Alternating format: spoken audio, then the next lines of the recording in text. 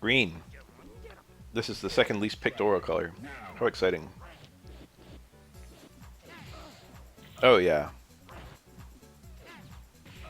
Third strike the goat. Oh, jump in stomp. That has a 100% success rate. Unless you do it medium, then it's 50-50. Oh, I like that. Yeah. Roundhouse? Yep. He got the dizzy. Oh, Oro's a fiend. Walk away low short. Jump in stomp. Who's expecting an attack to do chip damage there? Oro's chipping options are surprisingly kind of tricky. Sound desync. Very slightly for me. Not really.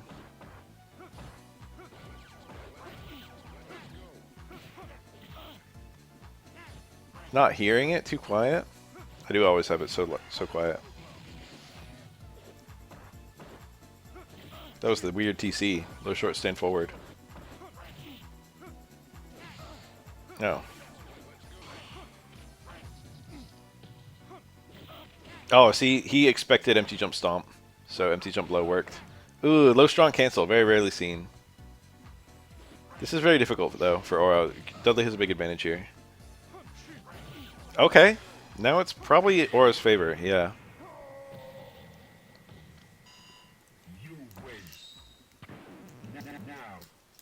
That was nice.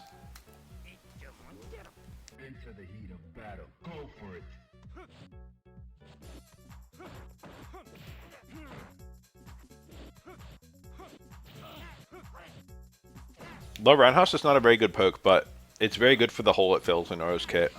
He doesn't really have like a mid-range low poke. That button is not particularly good, but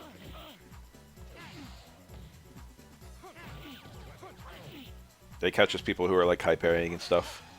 Towards strong is normally a pretty good button in this matchup because they can't duck it, but there it just got kind of poked.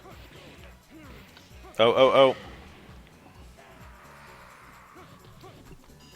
This is that matchup I made the meme for, where it's the it's Captain Haddock and what's his name? Tintin. The Dudley can't ducking through that one from mid range. It's the what a matchup, Captain. It's 5-5. That's the meme I made. This matchup is actually 5-5, but it doesn't feel like it for either player. I think the Dudley player would feel like the Oro had the advantage, and the Oro would feel like the Dudley had the advantage. The trick is that Dudley solidly fucks Oro up in neutral, but Oro wins off a touch, which makes it a pretty crazy matchup.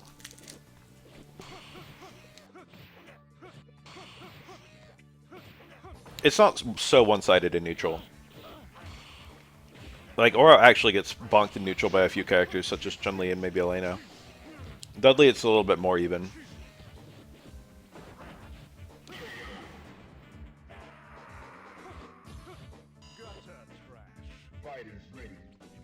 Of course, Dudley can fuck Oro up, too.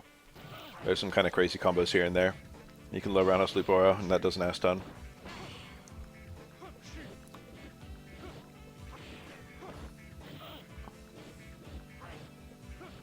Dudley can, like, play outside. Dudley has a lot of play at ranges where Oro has not that much play.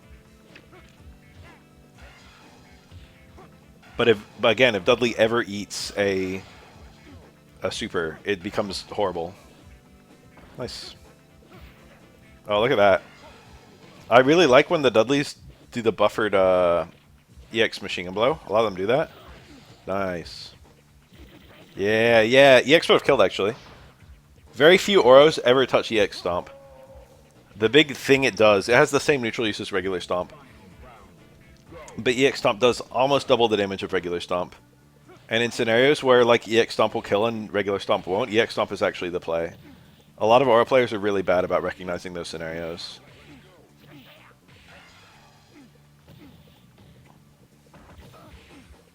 The timing on that was a little iffy, but it ended up working for him. Probably made the parry harder. Alright, see, that's what happens when Oro ever lands a super for any reason, as he just kind of wins. The escape is very difficult.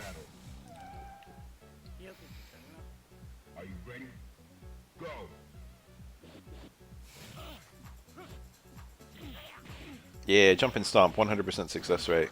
He started with a stomp, so he had to... Yep, his ender is a little different. Oh, getting the low doesn't even lead to the fireball. He probably needs to walk out more. That wasn't safe, but Oro's punish is just like a button. That was like a poke. Oh, nice. This could rapidly go awry. He fucked it up. He had super there. Oh, he didn't have bar. Or did he? Oh, nice. That's optimal punish. Oh, it's so exciting watching Oro players. Yeah, I get that. I don't love fighting Oro myself, but he's not my least favorite matchup.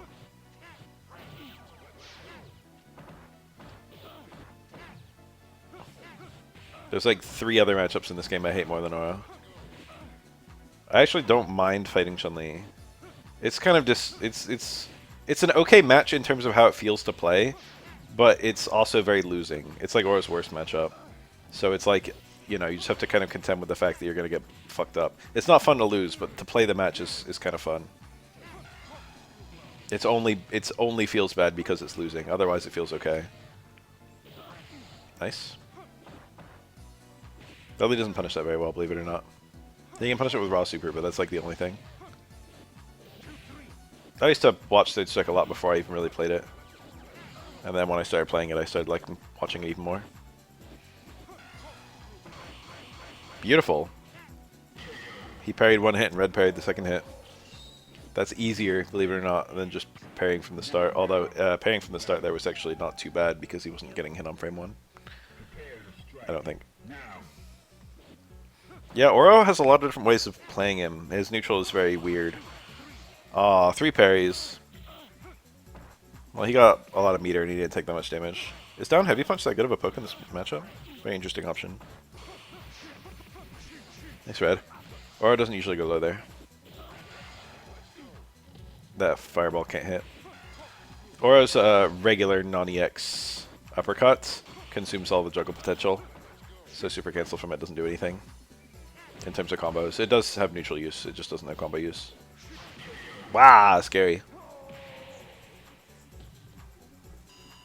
EX uppercut to fireball. The hits of EX uppercut do 1 JP per hit. So you actually can do EX uppercut to super and it juggles properly. Which is actually almost bad. Nice. You almost don't want it to hit. It gets too many hits is the problem. You like hit your entire super. And Oro super is not very strong and mostly useful for its unblockable and not for its damage.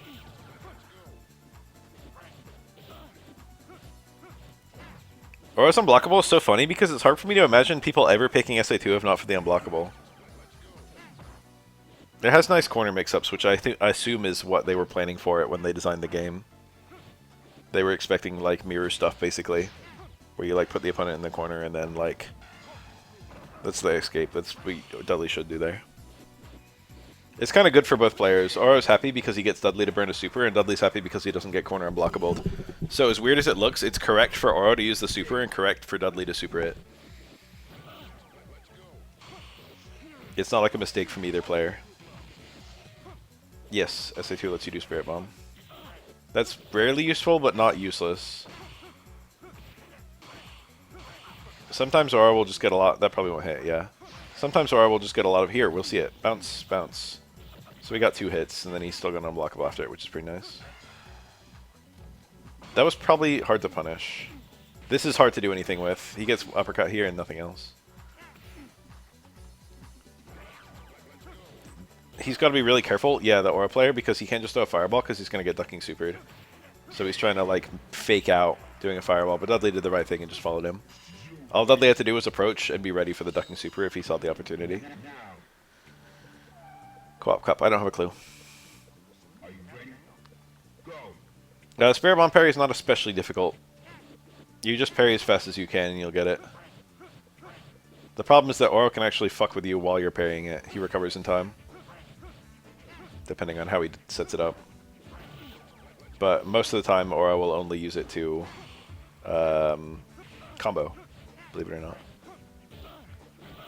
There's not a super good option for chip out, because the opponent can potentially get out of the way.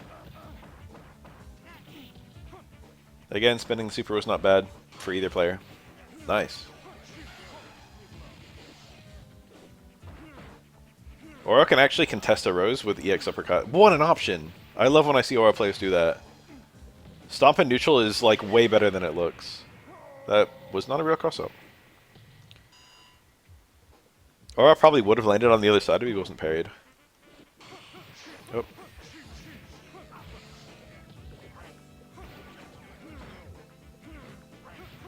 Oh.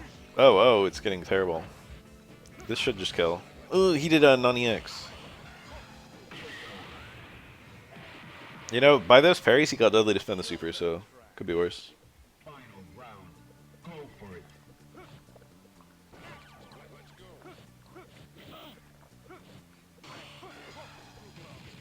Oof.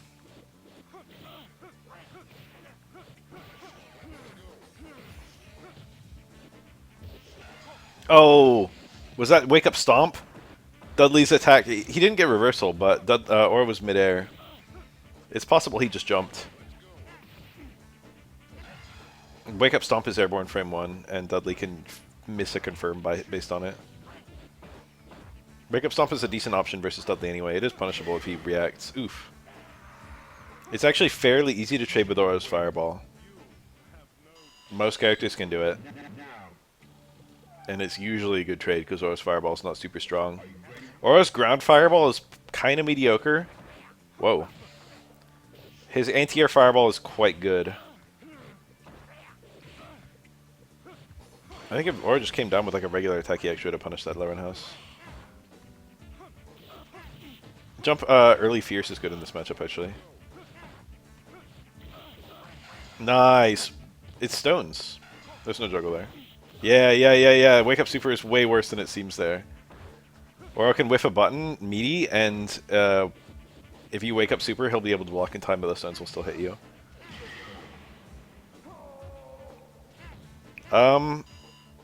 It does not work like a normal parry, you're correct. But I don't know the actual mechanics of it.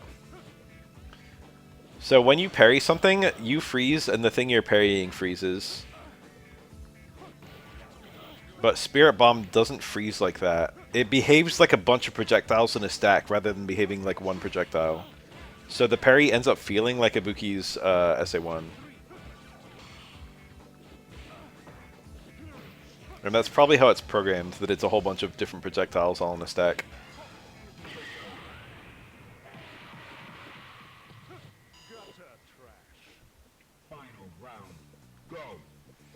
They must have spent a lot of time thinking about how each move should be parried. I'm sure that during development they like meticulously thought out the parry timing for each super.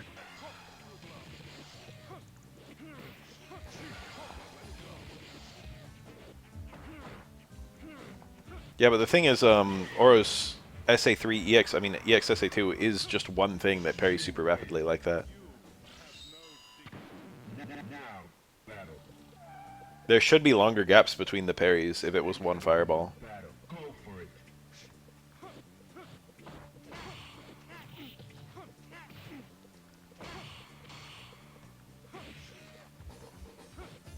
Sora's playing quite well.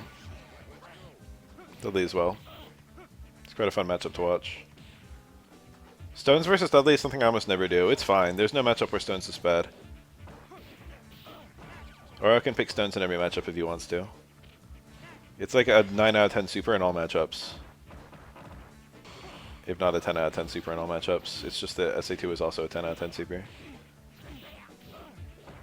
That was very meaty. Unfortunately, it wasn't point blank, so I don't know if he would have been able to combo out of it. Kara throw, but it was too far away. Aura's range is not amazing. Even with the Kara throw, it's like normal.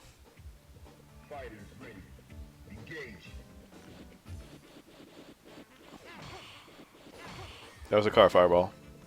Those are not particularly hard to do. A Kara is off of far medium kick. Jump in stomp would have worked there. I mean, not jump in stomp, jump in hard kick. He's getting owned in neutral right now.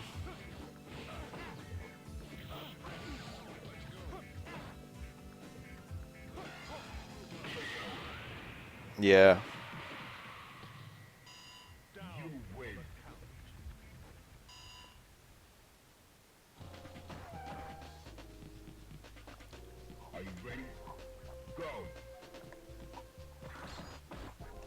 That was a very well-spaced projectile. Even if Dudley parried it, Ibuki recovered before he did. That one was not so well spaced. The thing is, the opponent can move. It's been a long time since I fought Tenren.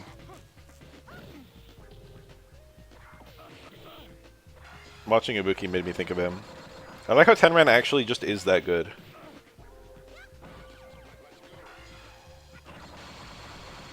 Wow. Oh, that was... I think there was still a punish there.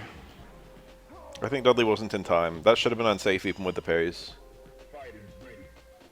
Unfortunate to lose like that, to get the parry and then still die.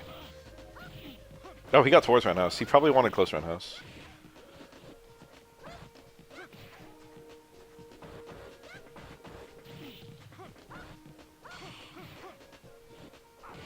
Uppercut. That low to the ground to unmash super is like completely safe. Ooh, just eating a jump in. Look at all that. And the wake up mix up. And Dudley is the best wake up mix up in the game.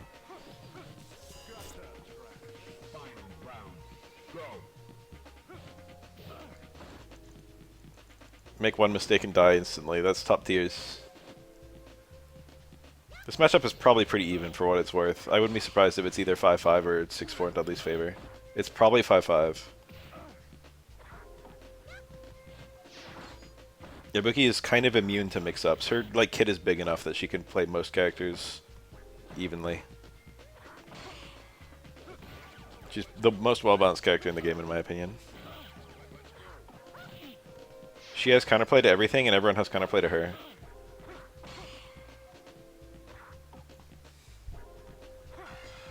Nice. Autocorrect on the super.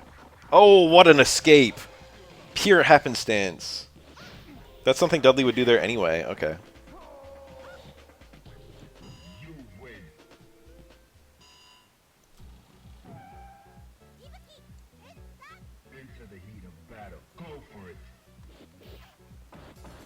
Early normal. Dudley's low jump, very nice. Wow, he low parried a stand jab. All standing lights can be parried low. Believe it or not. I don't know if it's all of them. I think it's all of them. I can think of one that doesn't. Nice. Great sequence. I think he wanted far roundhouse there. I love that juggle. You can actually just get 6 of those, believe it or not. If you ever get the anti-air connect on the towards roundhouse on a cornered opponent, you can just keep on doing them. It's very goofy looking. I think it works on everyone. On some characters, you might need a jab as a spacer. Moves that normally air reset do not air reset if the opponent is dizzy. That's the mechanic going on there. So they behave like juggles. Oh, he got the link! Low short stand jab is not easy, actually. I don't think. I don't know. I don't remember.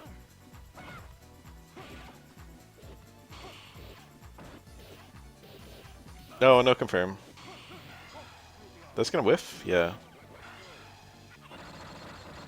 That was probably safe to mash. Okay. Oh, rare juggle. I believe that does more damage than almost anything else Ibuki can do there, but not by much, and it does spend a super. Low roundhouse beating towards medium kick is criminal. This is the dumbest game. I can't believe we all play it.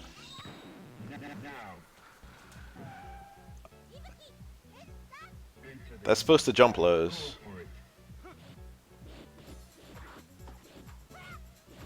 Far fierce.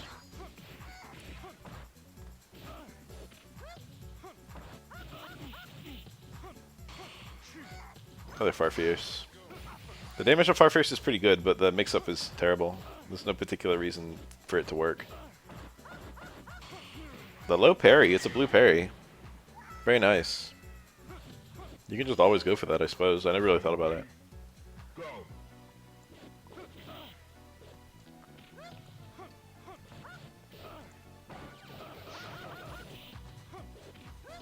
Mungus often mentions that that low hit is surprisingly minus. Like minus over 10. But Oro's not very good at that specific scenario. Oh, that was whiff punishable. He's probably dead, yeah. Ibuki out of bar, but her meter is not so precious. Dudley with a full bar, which is extremely terrifying. That Stairman House could have been Stairman House Super if she got hit. Stuff like that. Ducking super is a possibility on the jumping Ibuki.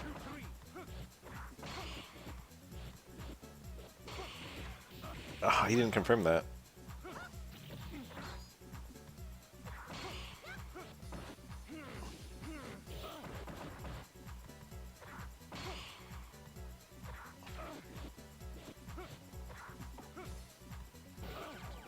And here, far jab.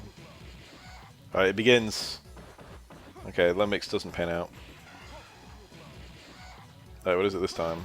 Overhead mix also doesn't pan out. Ibuki could have died on like 2 separate occasions right now. I mean, the first wake-up mix-up wouldn't have killed her, but you know. Ooh. It was enough! It was crushing Dudley, but... I don't know. He got hit by like the whole super. Certain characters, depending on the version of the super Ibuki picks, and I think the height of the opponent affects how many hits of that projectile you do. But that like whole super hit Dudley. Wow, he tried to meet her midair and just missed.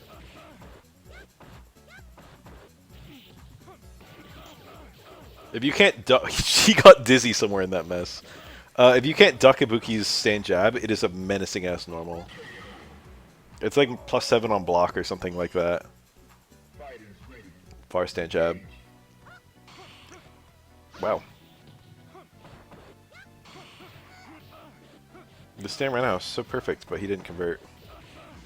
Dudley has no meter right now, he's just getting beaten up. The combo from the overhead. Overhead into towards far jab. Parrying Ibuki's overhead is really reactable, but even if you parry it, you actually don't get a punish on her. It's just minus, it's not even unsafe.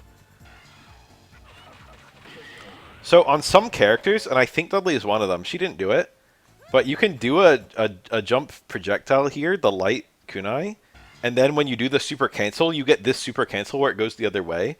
And if you have that scenario where the super goes the other way, the super hits from the right to the left, but the projectile she threw before the super hits from the left to the right. And on characters where you can do that sequence, where the character's wide enough to get hit by both, it's actually a cross-up unblockable. Ibuki is one of, I think, 4 characters in the game who can do cross-up unblockables. Along with Yang with, say, Embu, and then obviously Urien and Oro. With their supers. It's a really funny sequence, but that's like what it looks like when you do it. But he didn't do the super cancel.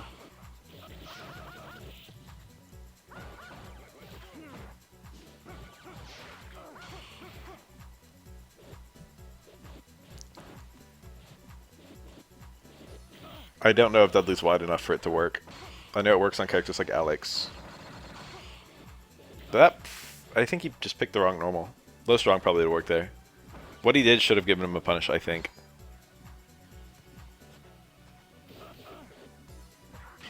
Oh, we just blocked? Just got hit. Blocked, yeah. It can be hard to react.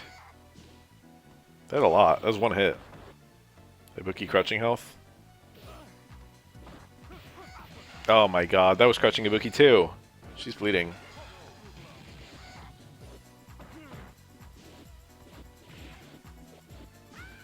The neck breaker.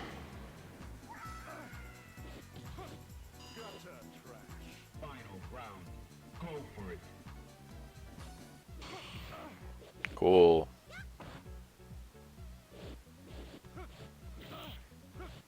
Ibuki's air throw and air TCs make her a little tricky to meet midair. That being said, her air normal range is not crazy. It's like, okay. Most characters have similar range to her midair. Or outranges her midair. One hit only, but it was the big hit, so it's whatever. Nice.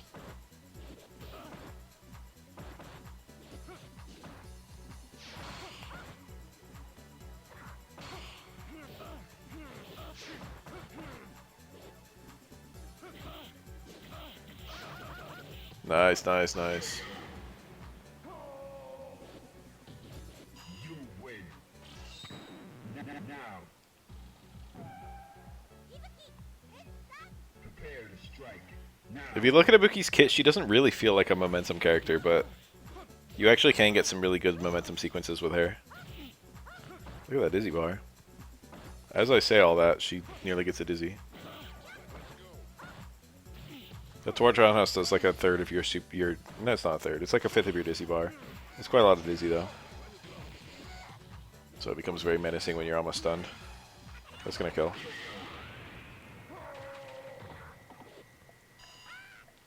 Are you ready? Go. Ibuki Super 1 is my favorite kind of mash move. There's scenarios where you want to mash it, and there's scenarios where you don't want to mash it, and it's not particularly hard to mash out. Nice. That's how all mash moves should be, in my opinion.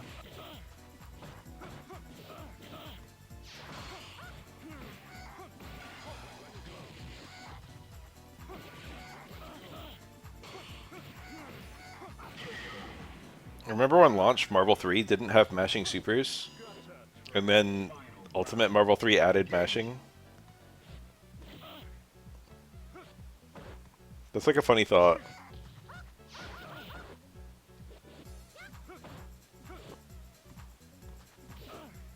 Did Marvel Infinite have mashing supers? I don't remember them being in the game, but it's possible they were in the game and I just never did it. It's possible I could have been doing more damage with all my supers by mashing and I forgot.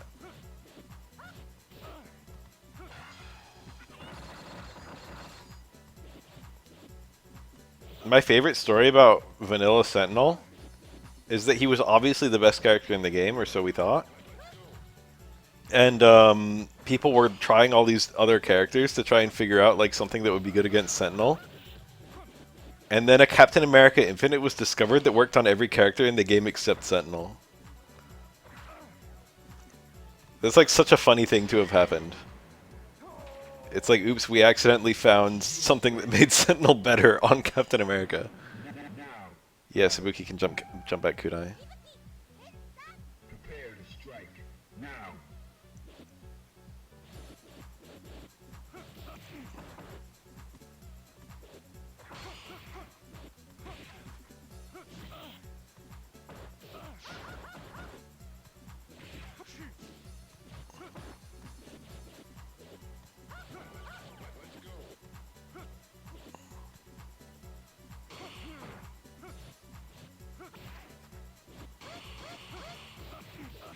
What a punish. Amaterasu was played for like the whole lifespan of Vanilla. It's funny to think how hard she fell off. Still not as hard as She-Hulk and Tron, who were both nerfed.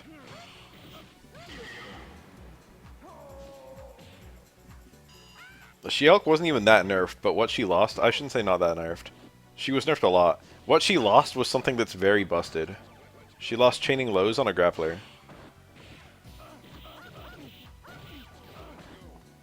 Chaining lows on a grappler is very strong.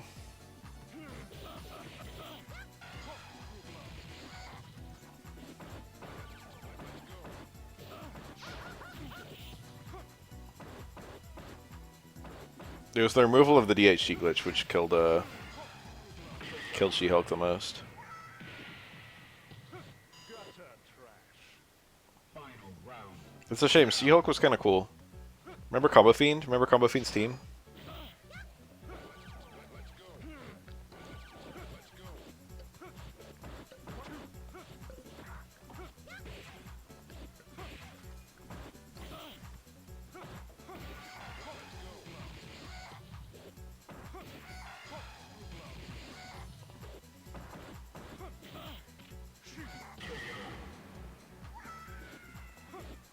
You win.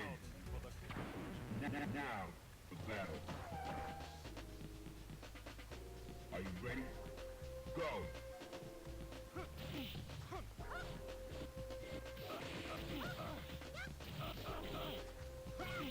Nice. Look at all that dizzy. She tried to walk in for a throw, it looks like. It would have dizzied, I think. Spencer She-Hulk Strange. I don't think it was Strange. It was She-Hulk Spencer... Was it Tron? Or was it Amy? She-Hulk and Spencer were definitely there. Battle. Go for it. I feel like it was She-Hulk Spencer Tron.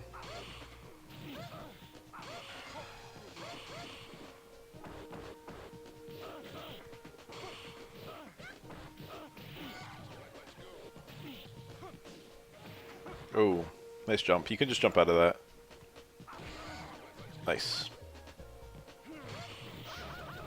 Oh, you know, I think it was Taskmaster.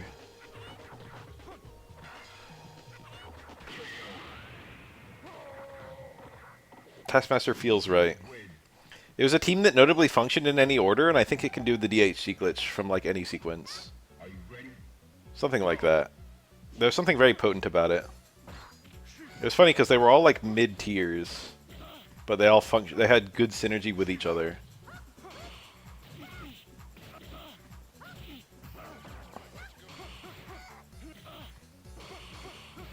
Taskmaster still sees occasional play.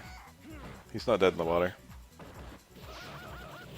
Tron and She-Hulk are actually genuinely are dead in the water, but Spencer and Taskmaster are still there. The game has definitely gotten a lot more like tier heavy. Usually there'll be like one mid tier or low tier in like a top 8, and just on a single person's team. It'll be like one guy just has a Spider-Man, and then every other character is like a Dante or a Virgil or a, like, you know, the big one, Zero. There's a lot of characters where it feels weird to call them high tier. Like,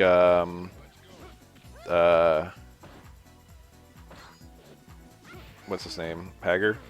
But the value they bring to the team is very nice. Doom. If you ask any Marvel 3 player whether Doom is top tier, they'll say no. And then when you look at Doom's results and Doom's, like, popularity, he's, like, he might be the most played character in the game.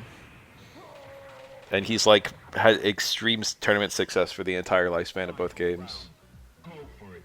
It's like, oh, Doom's not top tier, but they're not. I feel like they're not adequately, like, it's like if he's not top tier, why are you playing him? If you don't think he's good. I feel like people don't adequately appreciate his assists, which are all excellent. It's not even just hidden missiles that's good, although that probably is the best one. He has like 3 amazing assists. You win. All right, that's cool. Now.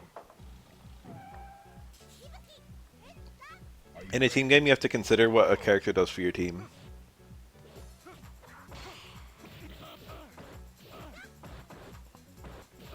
Like, is Hager good?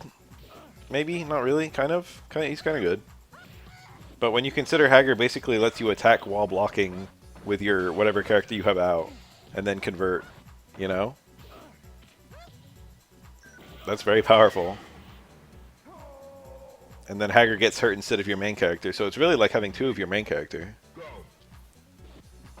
If the mix-up works, you do your main character's combo. And if the mix-up doesn't work, Hager gets beaten up while your main character blocks.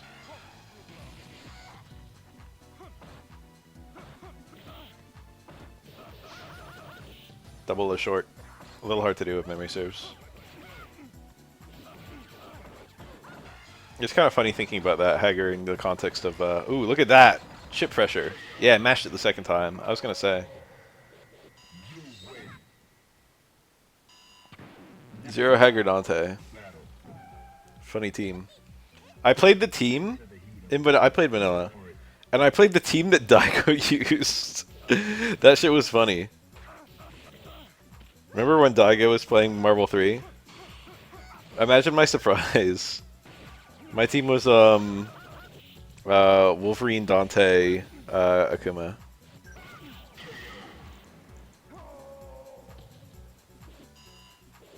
Prepare to strike. Now. I was already playing it, and then Daigo pulled it out, and I was like, what the fuck is this?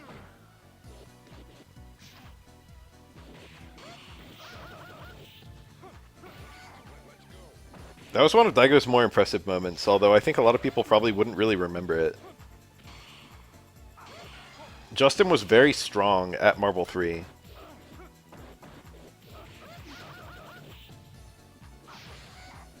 And Daigo, like, wanted to pick up Marvel 3 as, like, a sub-game. And he, like, trained for an exhibition match with Justin. And I think he ended up winning the exhibition match. Which is kind of insane, because Justin was, like, very obviously a super good Marvel 3 player. And basically, Daigo just studied on how to beat him specifically, and then succeeded in doing so. But at the same event where that exhibition happened, Daigo got utterly owned. He like didn't even make top 8 or close to it, I think, in the tournament itself. He probably didn't study. You know, he probably just studied Justin specifically, and then just saw a bunch of shit he'd never seen before, because Marble's the kind of game where that can happen. I think Tokido did play, yeah. I feel like Tokido had a Doom. I haven't thought about that in a long time, though. But Tokido has played basically every fighting game that exists. Tokido is probably the best player in the world at like 50 different fighting games.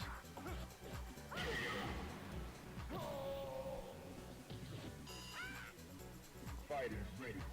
Engage.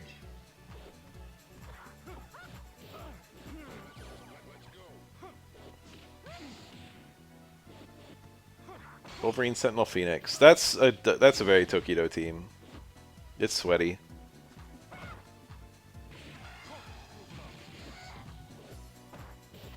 Oh, Daigo dropped Marvel 3 after that event, though. After beating Justin and then getting owned in tournament. I don't know if this is true, but I think I remember someone saying that he was taking money matches and like losing them all or something like that.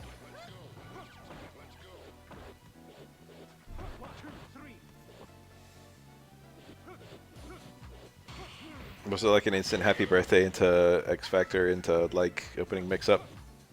I've seen a match where someone got Go for it. all 3 characters killed at the same time pretty early on.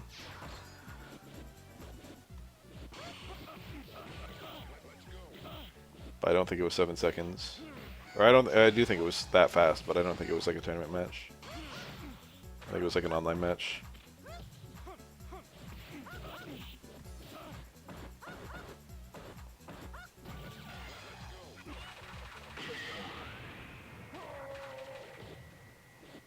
There were a lot of games played at EVO this year. That made me happy. Including a lot of games that never see play anymore. I watched the Street Fighter 4 tournament that happened during EVO. And I was kind of thinking to myself I would have done really well against them because they weren't that good. It was like modestly good play. My Elena hitting crouch jab would have done well.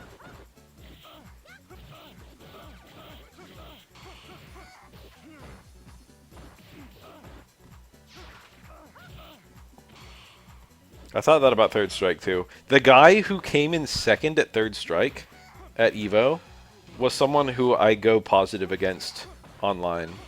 And I was just like, damn, I wonder if I could have came in second if I went. He plays characters that are less counterpickable than I do, though. And it's not like I always beat him. Green Joker. Fighters ready. Engage. I win more than I lose, though.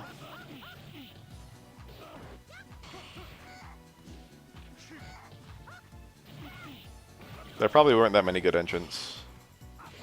That's usually how it goes for Third Strike. I feel like every time I go to any kind of Third Strike event, there's like 2 good players. I had that with the Nom during an event. It was kind of funny. You win. I think the Nom ended up... He went to EVO and I think he came like really high. He like won or came close to winning in Super Turbo or something like that. Nice. But I went to an event. I did like an online tournament one time, and the Nom was one of the other players there, the Nom 7. And right before we played our first match, we ran into each other in like pools, and I said to him, like, see you in Grand Finals. And then when Grand Finals happened, it was me versus him. I beat him during that tournament, but I think he's gone positive against me recently. He's like studied up. He's a better player than he used to be. Now he's very difficult.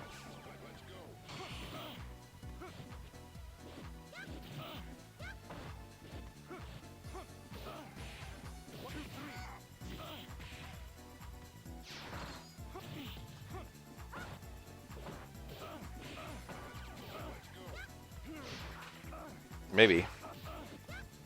I don't know about what he plays on. Dude, Third Strike old heads are the meanest people on Earth. I've been beaten up by them many times for various things, including my controller selection. You win. Now, battle. Into the heat of battle. Go for it.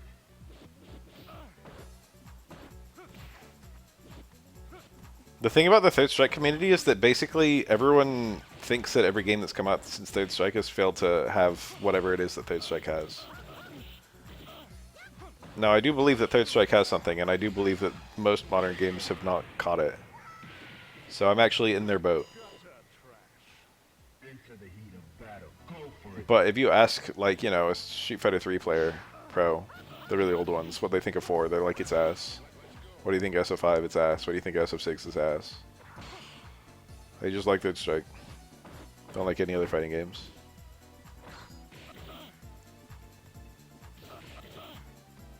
They're like all the games that have come out since then are no skill.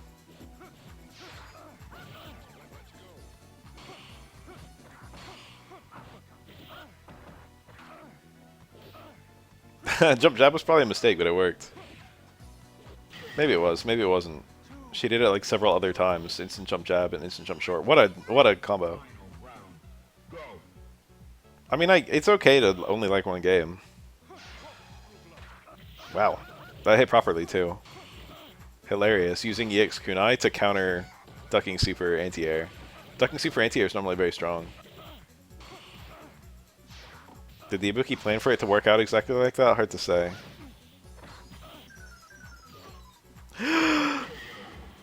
Bro shook out of the dizzy and got jab version of punch and cross. Hysterical. That's Dudley's secret special move.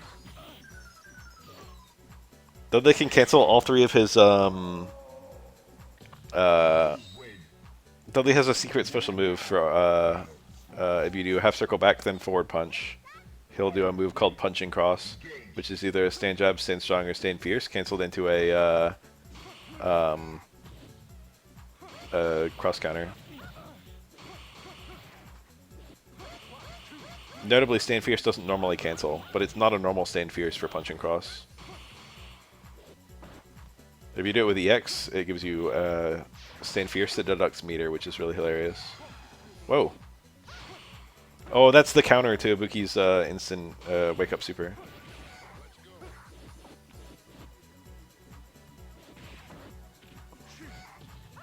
But he missed the jump and punish. I was gonna say I think Dudley can jump out, but it ended up being the light super. Still anyone's game. Ibuki can still win this. I would say it's Dudley's favor though. Oh. Are you ready? Go. Character tier changes a lot at low health, and again at like invisible health. Like when your health is so low you can't even see the bar. Your character becomes good or bad based on how good their chip options are. Dudley's are quite good.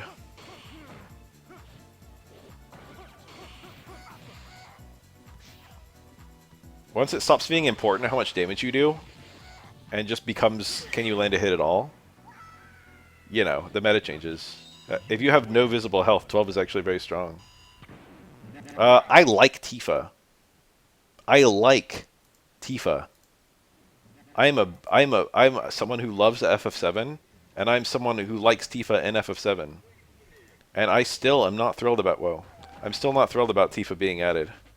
Into the heat of battle. Go for it. I do not like guest characters on principle.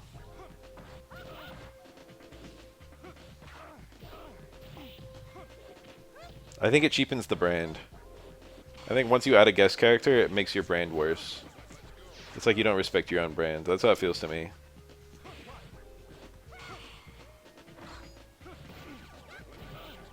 I will make a small exception. I don't even love it, but I'm willing to accept it for fighting game characters showing up in other fighting games. But a character like Noctis or a character like Tifa, I don't like at all. Fighters ready. Engage. If they were gonna, if Square contacted me and said, "Hey, can we put Tifa in Until My Death?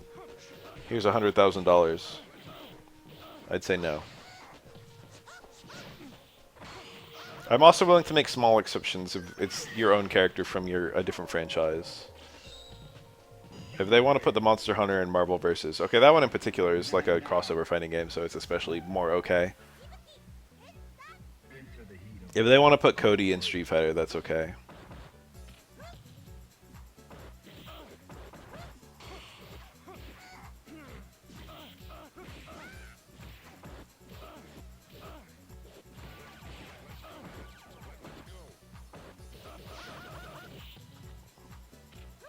In my head, I pictured, I was like, where's the juggle after EX? Whoa, what's it doing?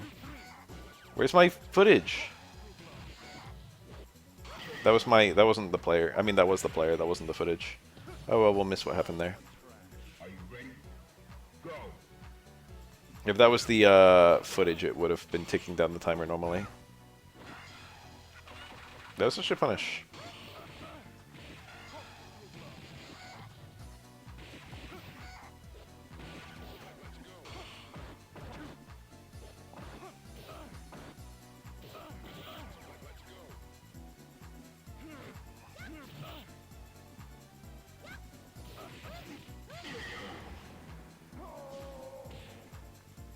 I do like crossover fighting games for what it's worth. I think Street Fighter Cross Tekken was a great idea, and I think Capcom vs SNK was a great idea. I think these are good. I think these are good things. I just don't like when it's a single character.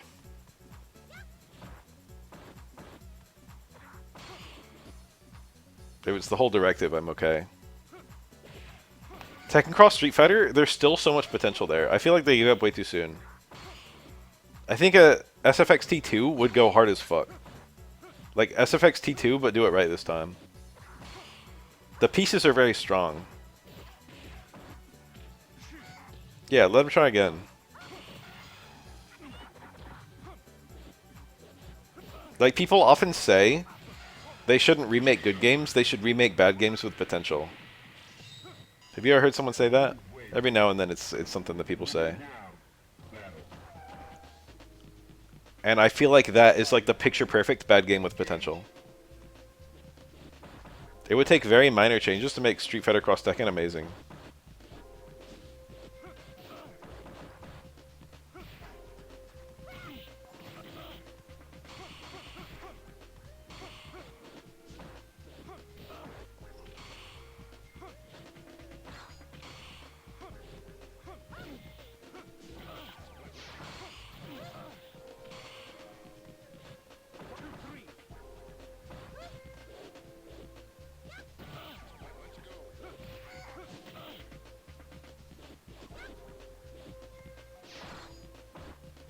There's a lot of little things I didn't like about Cross Tekken. The characters felt pretty good. I liked all the Tekken side. And of course I like the Street Fighter side since it was mostly just Street Fighter 4 but with boost combos. Street Fighter 4 with chaining. And some meter differences. And then some minor balance stuff like overheads are generally stronger. I think the way tagging works should have been different. And also, probably I would have made it so that you have to kill both characters to win. They just created too much disparity. Oh, it's doing it again. Why is it doing this? That's weird.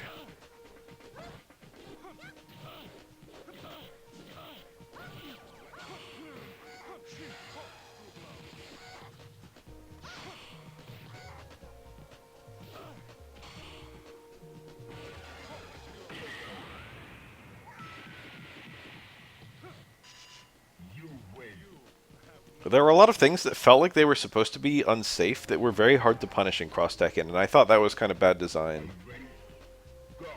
Like boost combos on block could be kind of hard to punish. Or a DP tag could be kind of hard to punish.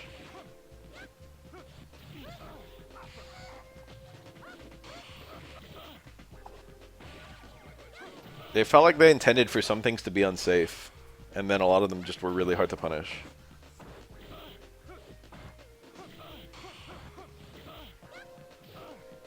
They probably should have made it so you like Kara towards the opponent during boost combos or something like that. Where like boost combos like don't push the opponent out at all on block. So that you're just left point blank during a boost combo.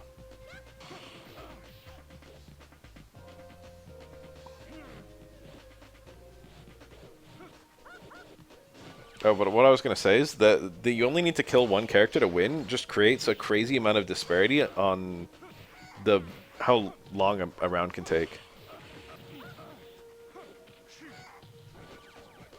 I'm not going to click on that link, you'll just have to tell me what it is.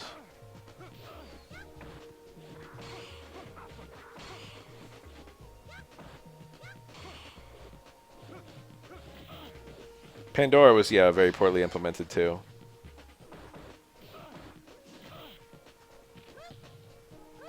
I like the idea of Pandora as instantly filling your meter and activatable at any time. And just being a thing you use to kill the opponent. The thing is, a lot of people regard it as a comeback mechanic and then tried to use it like that, and it just didn't work at all. To its credit, it was not a comeback mechanic. But people couldn't really, like, the uses for it were so specific, and it was so bad if you fucked up, or if you used it at the wrong time. It was so unbelievably punishing to the person who tried to use it.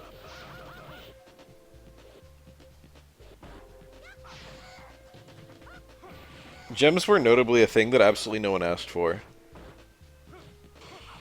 Let's not forget that either. I think that gems could probably be implemented in a way that would be palatable, but they weren't. They really, like, came up with something that no one wanted and then really tried to, like, force it. They made it so you couldn't turn gems off, and then they made a bunch of gems that people hated, like the auto throw tech gem and stuff like that. Auto combo stuff. Remember that?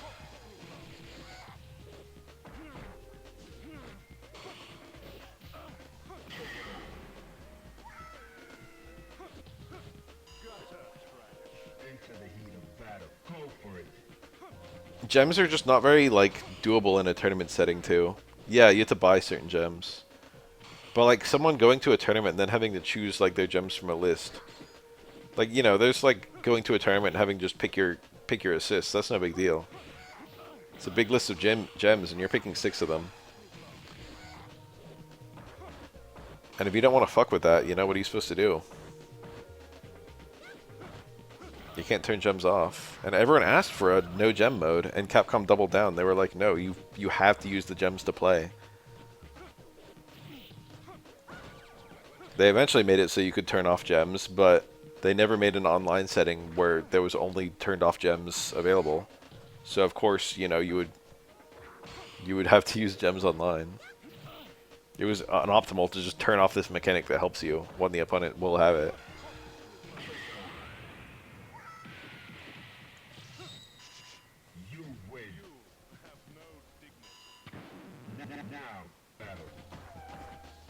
I thought the boost combos were very nice, and I thought the TCs were very nice, and I thought the characters were quite fun to play. They had strong ideas behind them.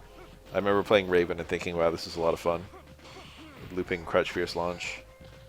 Dash cancel, Crouch Fierce. Felt like Oro.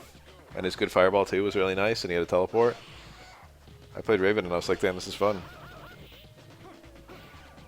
Yeah, it did break. The sound broke online. I firmly believe that if every character is designed the way that Jedha was in Marvel Infinite, that the new Vampire game would go hard as fuck. Like, the few times they've made vampire characters recently, like Shenko and Morgan and Jedha and Felicia, it's been extremely fun to play them. If they just do that with all of them, you know? If Marvel Infinite's, like, mechanics get repurposed, they just take out tagging, and they just stick a bunch of Darkstalkers characters in it. And that's just the mechanics, you know, they just use Marvel Infinite style chaining. 1v1 with Darkstalkers characters. That would be, like, one of my perfect games.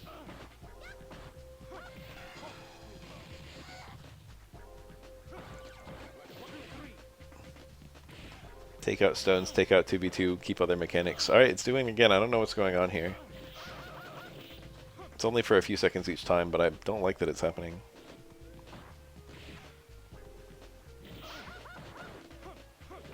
I doubt if it's happening at regular intervals.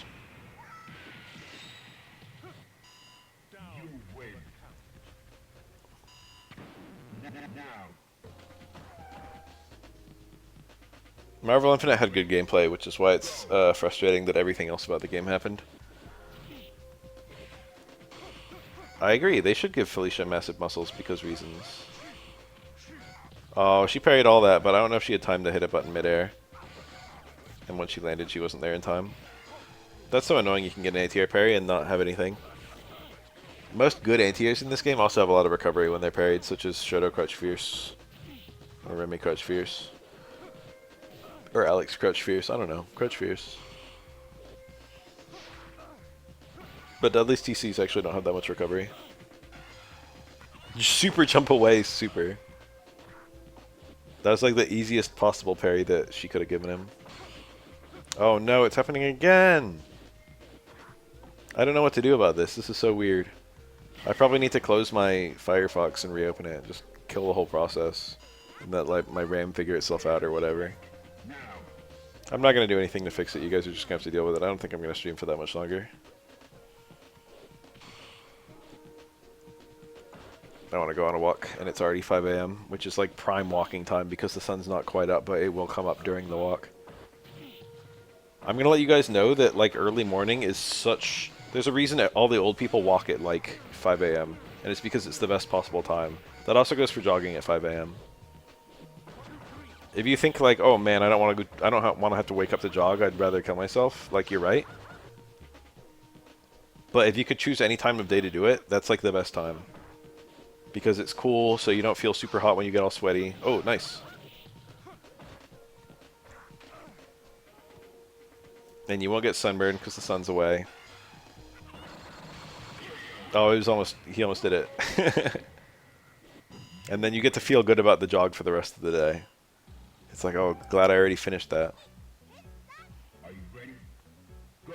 And you're kind of better at doing something as soon as you wake up. It feels like everything's something you don't want to do when you first wake up, you know? So it's like going jogging is equally unpalatable to getting out of bed for like any other reason.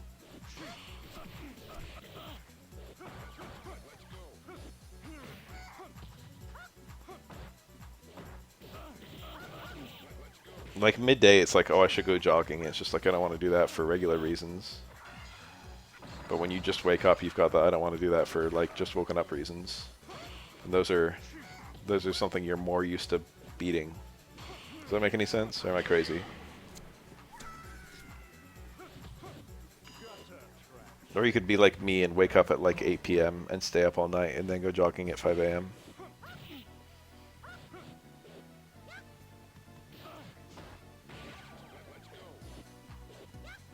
I would normally be at work right now! I'm off because of July 4th. My shift normally starts at 10 p.m. and ends at 7 a.m. But they would have to pay me for overtime, and they didn't want to do that. Well, they always pay me for overtime. They'd have to pay me for holiday overtime, which they didn't want to do. Ibuki Super is actually one of the fairer supers in the game, if that makes sense. Or if you can believe it, rather. The thing is, it doesn't work like a normal super at all. In order to do what she's doing, she has to, like, be unable to land supers, basically. She can't, like, parry you and super you, generally speaking. And there is counterplay if you expect it.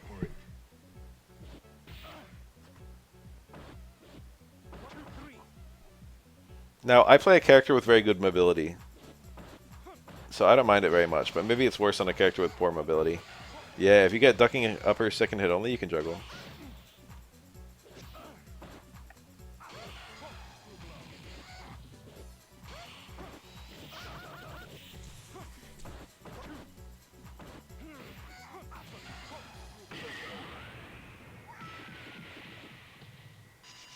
You win.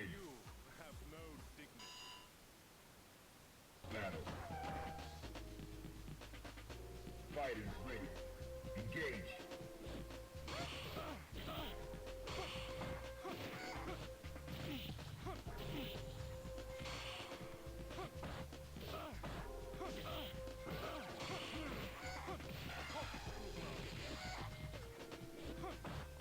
I love Corkscrow Blow as a super. In my mind, it's what a super should be. It's got a funny animation, the way that Dudley's jowl drags behind him for the speed at which he's moving forward. It's very simple. It feels thematic and appropriate for the character. It's over in an instant. Into the heat of battle. Go for it. He's got decent damage and decent utility. The utility being the hard knockdown. And the ability to convert from overhead and all that.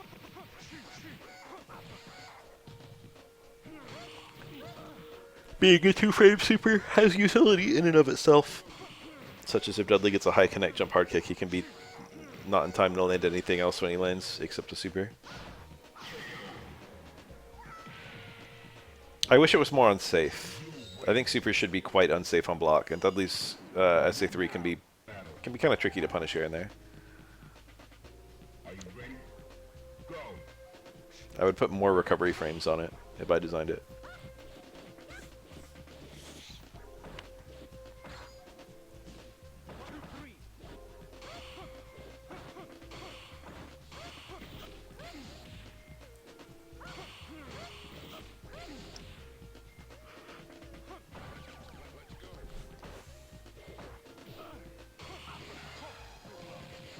If I designed Dudley, I probably would have made his SA2 able to combo from overhead.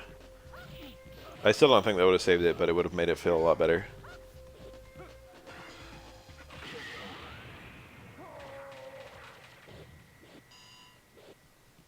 Into the heat of battle. Go for it.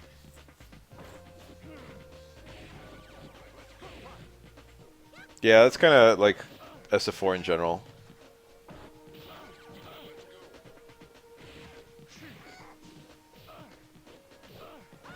If you watch Hugo SA2 and then Hugo Ultra 2 back to back, it's like astonishing how much they drag it out.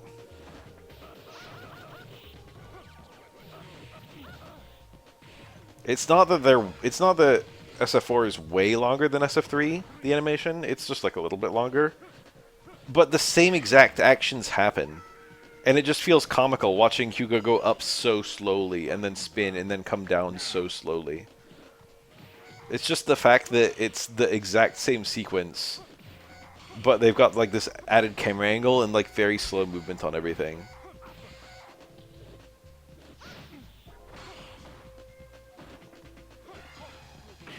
The snapiness of the supers in this game feels quite good.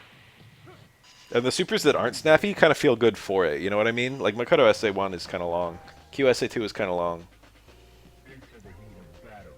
But because they're long, you feel the impact. Ryu SA2, stuff like that. Like the long pauses on the buttons make it feel like you're landing something really strong. And they only save that for the supers with the huge damage. Battle Royale 2 is great. It resolves pretty quickly and it's got a funny animation. He just does everything that's illegal in boxing. It's like a foot stomp, headbutt, elbow, or whatever. Headbutt. Foot stomp, headbutt, elbow. Is that what I said?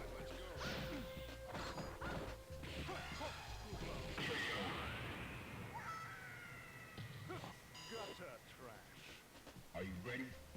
Go.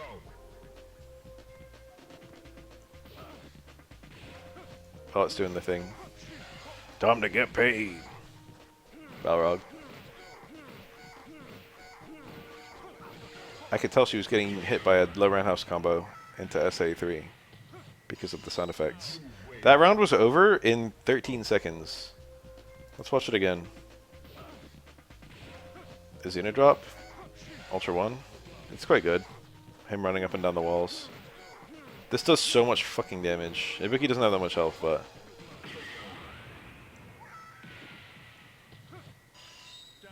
I think it did just over half her life to eat 5 low roundhouses into ducking upper super. This matchup is kind of cool. We got any more Oro here? Oh, my player is really lagging. Show me the... There we go. Looks like it's Ibuki for the foreseeable future. Urian at the end.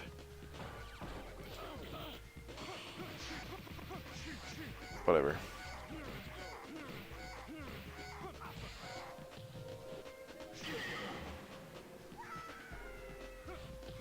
YouTube's gotten laggier than it used to be. I don't know what they've done to it.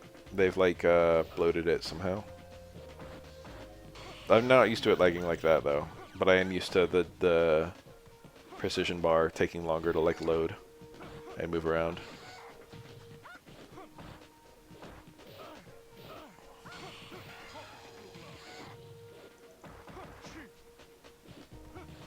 That's pretty much how I feel about Brave Dance. It's actually quite good, but Ultra 2 is ridiculously good.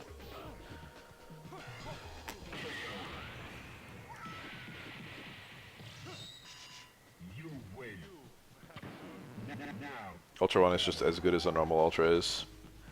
Elena has some really funny things with Ultra 1 that you probably wouldn't know, because no one picks it. Did you know that if Elena gets anti-air, EXDP, FADC, it's a free juggle state? It's not a free juggle state if you landed on a grounded opponent, but if you landed on an airborne opponent, it is a free juggle state. And because of that, if the opponent jumps at you and you have 3 bars, you can do anti-air, EXDP, FADC, Ultra 1, and it's a combo.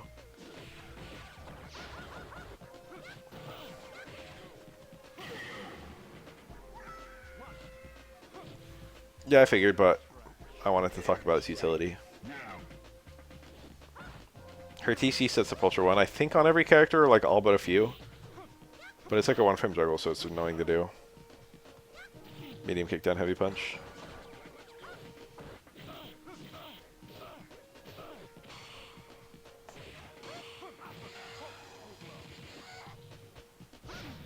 You can land EX Link's Tail from almost anything, and that's a 1-bar Ultra 1 setup.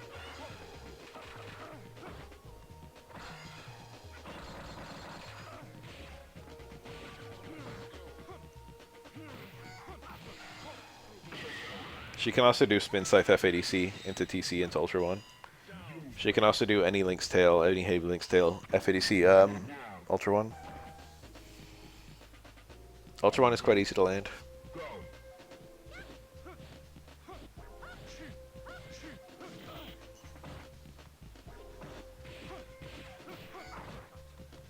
What the fuck is this? Of all the ways to phrase it, is this the fucking... is this the tech the throw and then, like, Urian... activate Urian VT1 or whatever? Go for it. I never found those funny, if I'm being honest.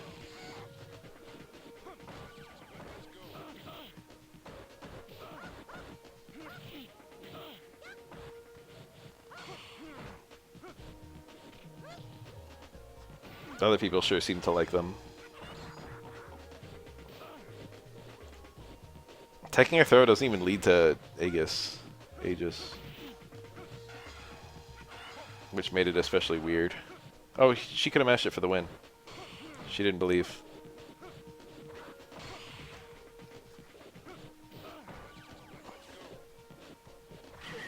Yeah. Final round. Now.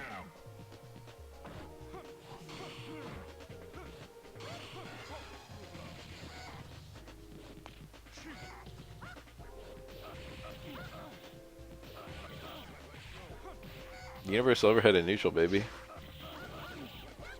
Oh my god, he's getting Wookie'd. Somebody stop her. The Wookie's tiny throw range. Yeah. You win. The Wookie's burst damage is not amazing. Now. Prepare to strike. Now. Oh, 1 hit only.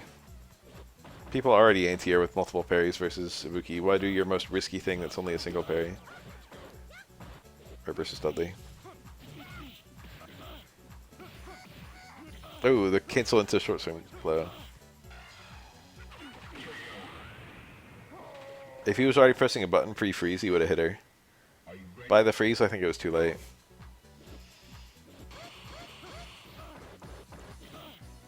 She only had time to do an air normal if it was light, which is what she did. And she couldn't combo anything on the ground, because air lights in this game have fucking no hit stun.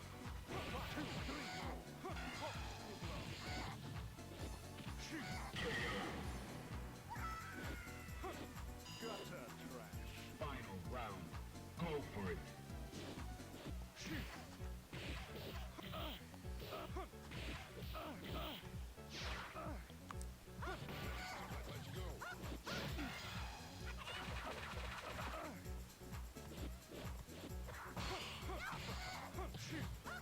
I wonder if there's a juggle there. Maybe ducking super. She was very low.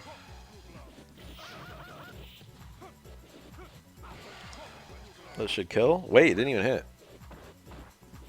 I thought it was good.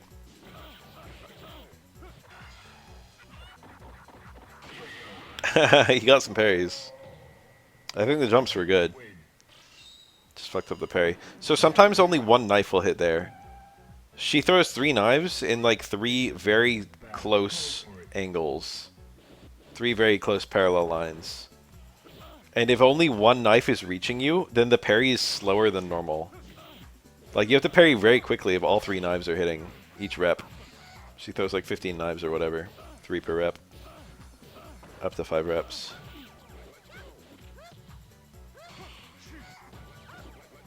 But yeah, if you're like right at the tippy range and the front ones aren't hitting you, only the back ones are hitting. Is my mouse visible on stream? It is. I tried to pause the video, but it's still lagging, trying to figure out the fucking pause. There it goes. Took forever. You see how she's throwing like 3 different angles? Actually, I only see 2. I don't know.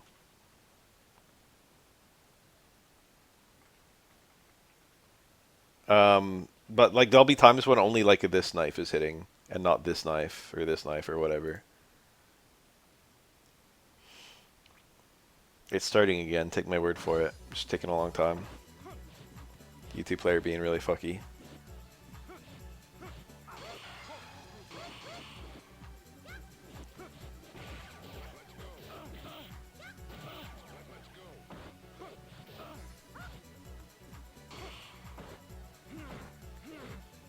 As an aura player, I can just double jump in that context, so I don't usually have to deal with it. But sometimes I'm landing from a double jump already, so I'm like landing into the super. I played Tenren, what I would say is a good amount, but he would probably not say it was a good amount because he plays a lot. And so I have some knowledge on the workings of Ibuki.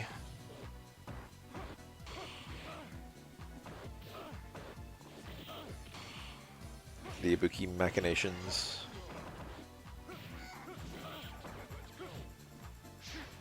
Oh, I failed super? Who knows?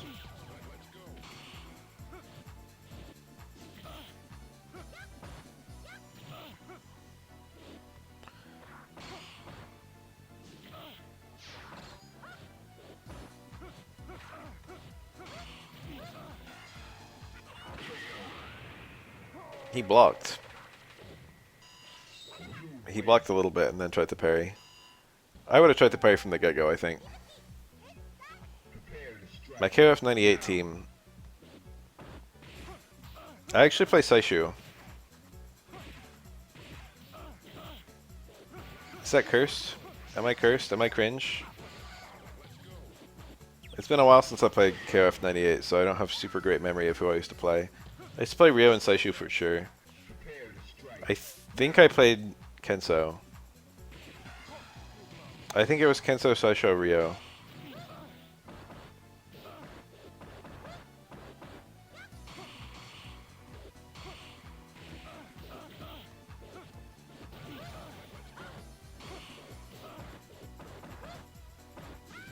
I liked Saishu's 2-hit close C. I don't know if Aura's Turtle has ever been named.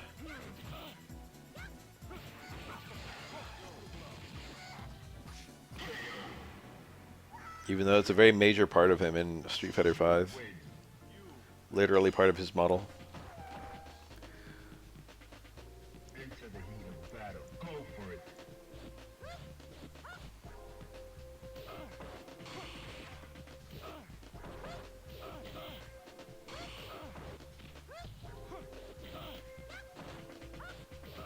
Wow. They should have done that.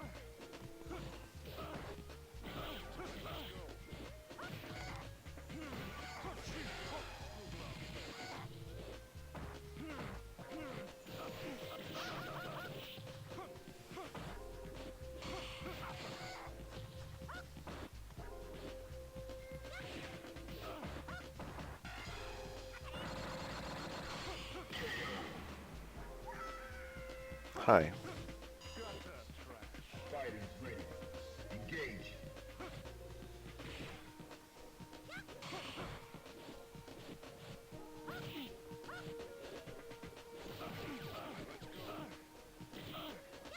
Lightning KO, I feel like I saw your name somewhere recently. Did you like go to some event and place well?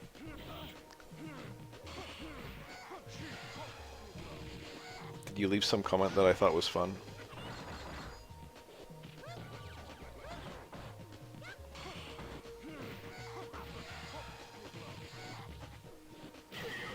Oh. You win. Now, battle. Fighters ready. Engage.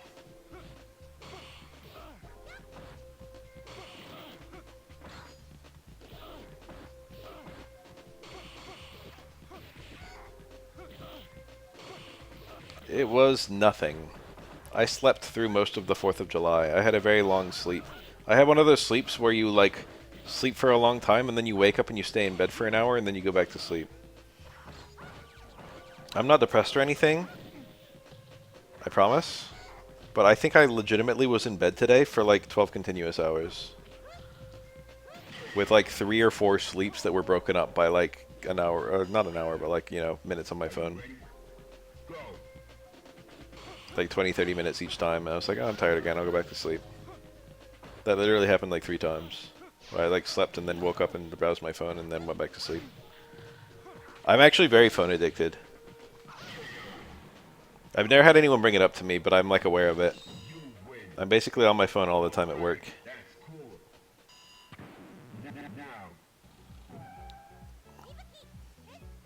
Are you ready? Go. Is the mold causing me to sleep?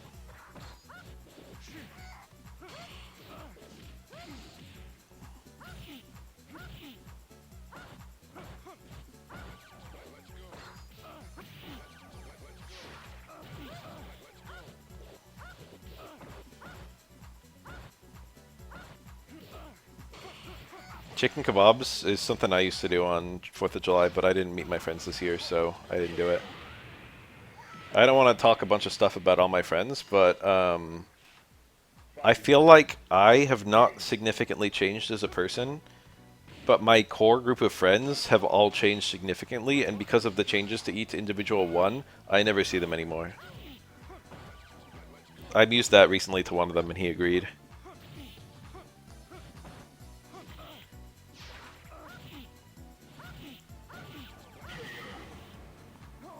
I will not go into huge details or anything. There was the juggle again.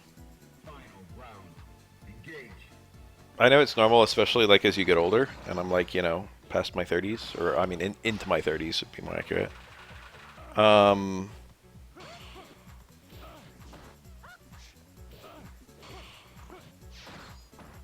But it happened kind of all at once. Get a new gender. Okay.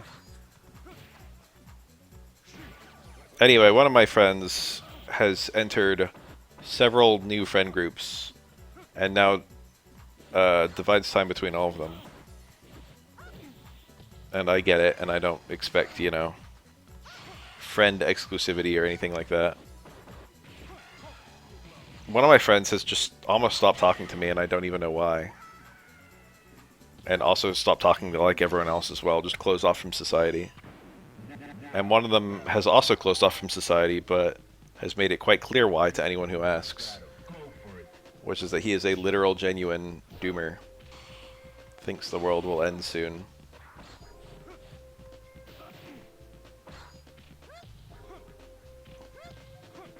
No, I looked at my window and the sun is coming up. My walk is going to be shitty now. I'm going to go for my walk as soon as this video ends. 4 minutes from now. Yeah, the world is kind of grim right now. I don't really feel like it's about to end, but I do get why someone will be unhappy with it. That part makes sense. I think most Americans are kind of unhappy with the state of America, regardless of their politics. Prepare to strike. Now. And I think that when America's doing badly, it tends to make a lot of the rest of the world worse too, unfortunately.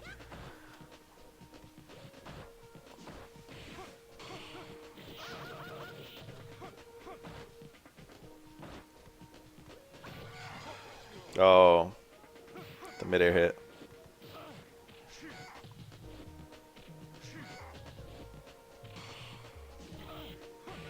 Anyway, my friend obviously has intrusive, like, doomer thoughts, and I don't know what to do. He's, like, just been on a bad mentality for the last, like, half a year. Just, like, done some kind of mental gymnastics to corner himself, and isn't getting help for it. But I don't want to talk about that. I don't know why I even said as much as I did. It's, like, something that's been concerning me recently. I wish I could make his life better, but I'm not really sure how to go about it. But he's aware of it, so I think he's trying to take some measures himself at this point.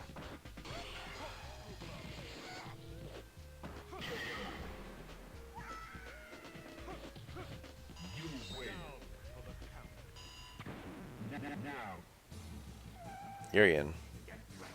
In our final moments, when all seemed lost, Urian showed up. I'm a certified Urian lover. I think he's cool. I think he's got some of the coolest gameplay in the game. I love Urian versus anyone. Fun matches. Urian's a fun character to watch. Oh.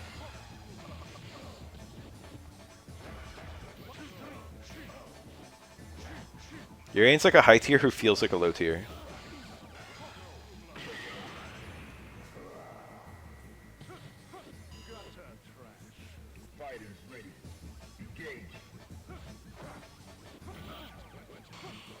It's kind of funny because I'm at like the happiest stage of my life that I've ever been in. I feel like every possible thing in my life is going well. And then like things are going kind of badly for like one and possibly two of my friends. I wish I could take some of my happiness and give it to them.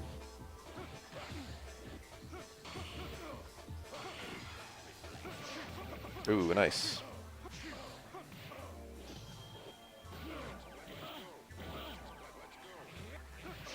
Oh, that counterpoke's Stand Fierce. That's a hard button to counterpoke. I say that, but Dudley's like the king of counterpoking. One match left, looks like. 90 seconds. It's gonna be a quick one. Dead Strike matches are generally pretty fast. 90 seconds is not even like super duper quick. It probably just means it's gonna be 2 rounds. No, this is happening. Alright, I heard a parry, I heard Sermonos, I heard EX Machine Gun Blow, ducking upper. Something that was blocked. He got air reset into an EX Machine Gun Blow and then parried the last hits. Alright, let's see.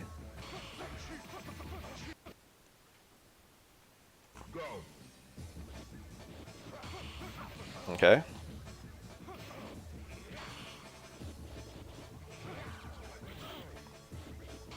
There it is, the parry, the EX Machine Gun Blow, the ducking upper. Oh, it wasn't ducking upper. There's the air reset into the EX Machine Gun Blow that got parried. And now we're up to date.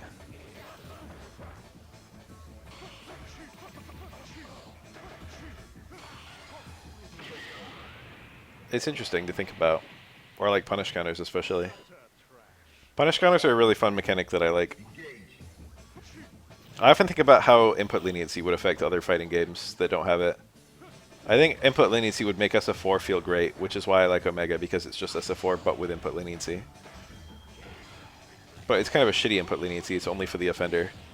I think it would be better if it was for the offender and defender both.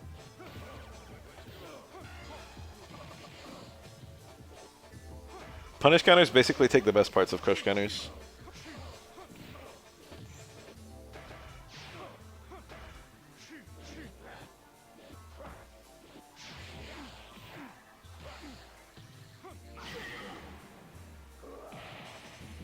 Alright, video's over. I'm going to go on my walk.